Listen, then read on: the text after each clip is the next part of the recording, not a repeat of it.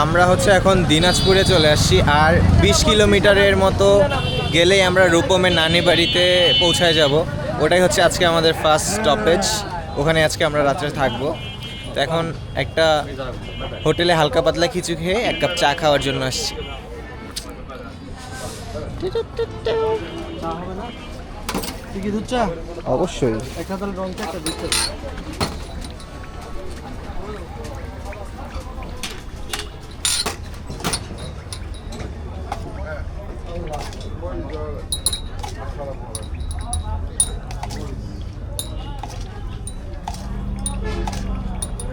রোদ লাগতেছে রূপম। ও আমাদের বাসা ঢাকা থেকে আসে। এই যে বিরামপুর। কি না? কি রে, এখনই তো তোকে ভালো লাগতেছে?